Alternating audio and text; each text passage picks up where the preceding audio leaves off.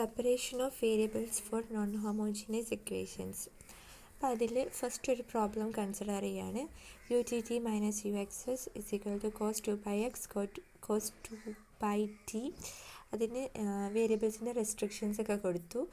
അത് കഴിഞ്ഞിട്ട് അതിൽ ഓൾറെഡി നമ്മൾ പഠിച്ചത് വെച്ചിട്ട് ഹോമോജീനിയസ് ഇക്വേഷൻ ആണെങ്കിൽ നമുക്ക് വരുന്ന ഈഗൻ വാല്യൂസ് എന്ന് പറയുന്നത് xn of x is equal to cos nπx eigen ഫങ്ഷൻസിന് കറസ്പോണ്ടിങ് ആയിട്ടുള്ള ഈഗൻ വാല്യൂസ് നമ്മൾ എഴുതുകയാണ്.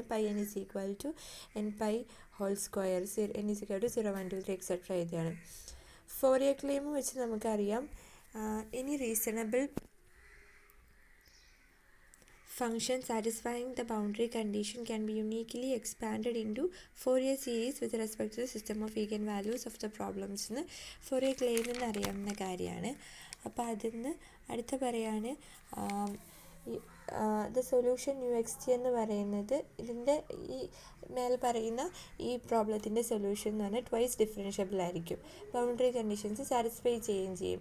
അതുകൊണ്ട് നമുക്കൊരു ഫിക്സഡ് ടിക്ക് ആ സൊല്യൂഷൻ യുവിനെ നമുക്ക് എങ്ങനെ എഴുതാൻ പറ്റും? uxt is equal to 1/2 into t naught of t plus sigma n is equal to 1 to infinity tn of t cos nπx എന്ന് എഴുതാൻ പറ്റും. tn ഓഫ് ടി എന്ന് പറഞ്ഞാൽ Fourier coefficient of u dot t എന്ന് പറയുന്നതിൽ. അപ്പോൾ അത് equation 2 substitute ചെയ്ത് വേവ് ഇക്വേഷൻ 2 വേവ് ഇക്വേഷനിൽ സബ്സ്റ്റിറ്റ്യൂട്ട് ചെയ്ത് നമ്മൾ ടേം ബൈ ടേം ഡിഫറൻഷ്യേറ്റ് ചെയ്യുമ്പോൾ നമുക്ക് കിട്ടും 1/2 into t naught of t is equal to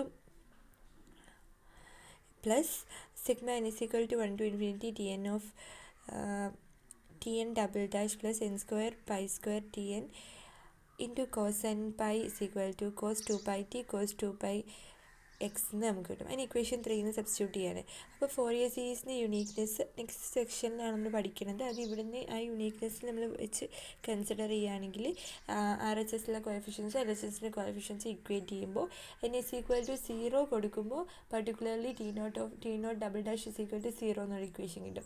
അതിൻ്റെ ജനറൽ സൊല്യൂഷൻ എടുക്കുകയാണെങ്കിൽ t naught of t is equal to a naught plus b naught of t എന്ന് എഴുതാം. n ഇസ് ഈക്വൽ ടു 2 കൊടുക്കുമ്പോൾ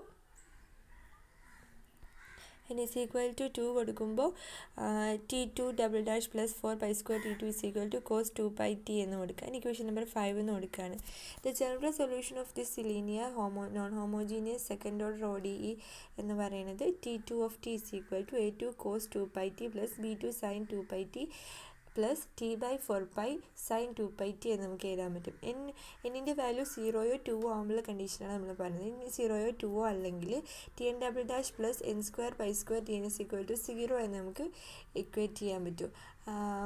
അതിൽ തന്നെ എന്നിൻ്റെ വാല്യൂ 0യോ 2 അല്ലാതിരിക്കണം.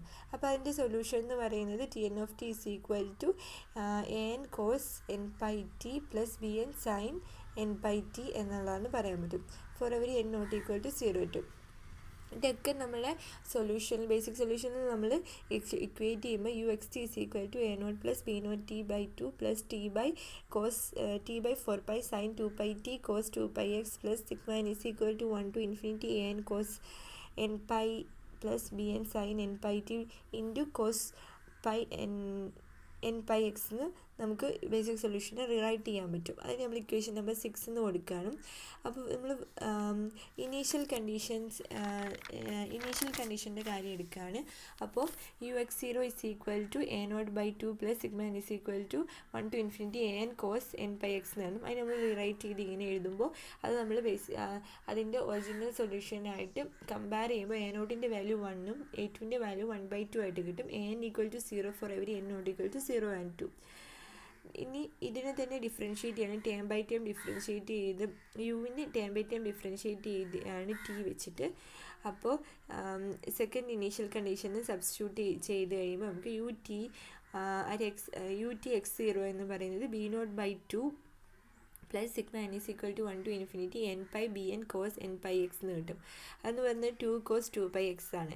അതിൽ നിന്ന് b2ൻ്റെ വാല്യൂ 1/π എന്ന് bnൻ്റെ value 0 for every n not equal to 2 എന്ന് കിട്ടും.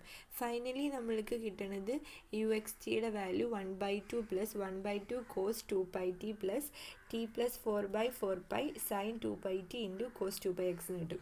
ഇതാണ് നമ്മൾ വേരിയബിൾസിനെ സെപ്പറേറ്റ് ചെയ്യുന്നത്. നോൺ ഹോമോജീനിയസ് സൊല്യൂഷൻ ആണെങ്കിലാണ് ഈ മെത്തേഡിൽ നമ്മൾ ചെയ്യുന്നത്.